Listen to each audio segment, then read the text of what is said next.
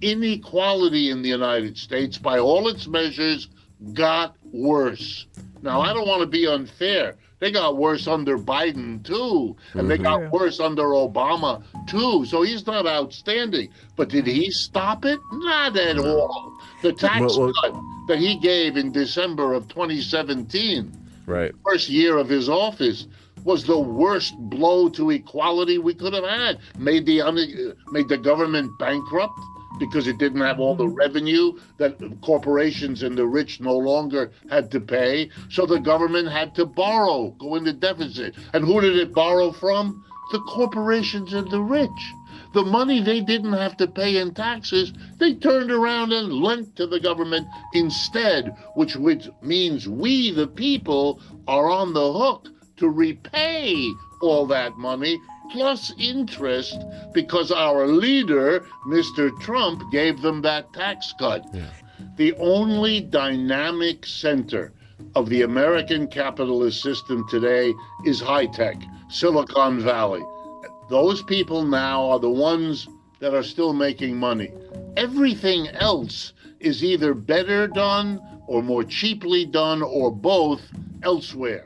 Indeed, the United States' corporations moved ever since the 1970s in huge numbers. Look, half the cars produced in China now are produced by subsidiaries of American companies. The abandonment of America is something led by the corporations. Mr. Trump likes to point to the Chinese, but they didn't do it. They couldn't make the corporations go there. Those corporations went there because it was profitable. Here's my fear. The United States' mass of working class people are being prepared to function the way the poor of the rest of the world function. They are the backwater. They are the hinterland. They're what you see when you leave the capital city and you go to where the mass of people are much, much poorer. Look at it. This government wants to attack Social Security and Medicare and Medicaid. It wants to take away the few remaining supports. Look at us another way. When my fellow economists from around the world ask me, they ask me about the minimum wage. The federal minimum wage in this country is $7.25 per hour. It has been at that level since 2009. Every year since then, prices have gone up. Some years only 1 or 2%, other years 9 or 10%. Okay, that means for the last 16 years, 2009 to now, the poorest of the poor amongst us, people living on $7.25 an hour, have been savagely abused. Because every year with rising prices, that $7.25 buys you less. Over the last 40 years until around 10 years ago, we lived in an age called neoliberalism, globalization. You might remember, we were told over and over again that it's good for the whole world that corporations close their shops in Cincinnati and move them to Shanghai, that we will all be better off to get these marvelous... For 30 years, and the corporations went, they had to. Their competitors were going, and they would have been outcompeted if they didn't go. China offered cheaper wages than Americans demanded. China offered the biggest growing market in the world because of their size. So every corporation sent its people over there. I teach in business schools. We teach people, if you want to have a successful business, go to where the wages are low and the market is growing. Okay, they listened to people like me and they went over there. That's why this is the area that is growing. We are becoming what they were, and they are becoming what we were. And that's very upsetting, but you don't solve it by pretending that it isn't there. We don't have the empire anymore.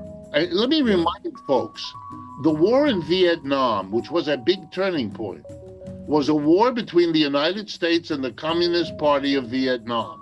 The United States lost the war.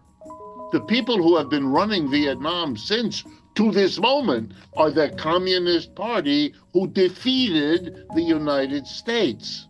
I know this is upsetting, but you ought to face the reality. In Afghanistan, we went to war against the Taliban. That war is over. We lost. The Taliban now runs the country. Mm-hmm. In Iraq, we lost. In Ukraine, we are now losing. I mean, how many hints do you need? You're not the big cheese in the world anymore. The best missile in the Ukraine war to this moment is a Russian one. We are shifting to a nationalism. That's because we have to protect our industries because they can't compete with others. Oh, we'll blame the Chinese and they're all cheating. That's very boring and very old. It is what every country that loses in the competition says.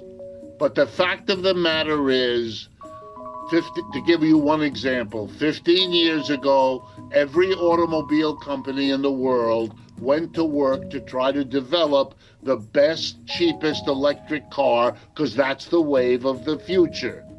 And we now have an unqualified winner.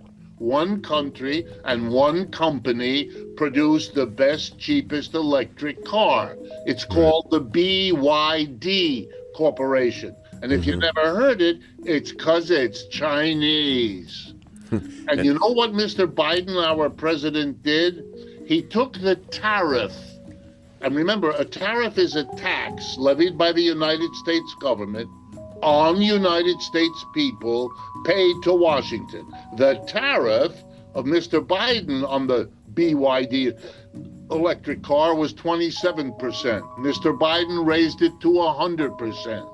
That means if BYD produces a $20,000 electric car and you, America, want to buy it for your company as an input or for yourself as your personal vehicle, you would have to give 20 grand to China to get the car, and then another 100%, 20,000 to Uncle Sam as a tax, costing you $40,000, which is why you don't see BYD cars on the roads in the United States. But if you went to Europe, as I recently did, you'll see them all over the road.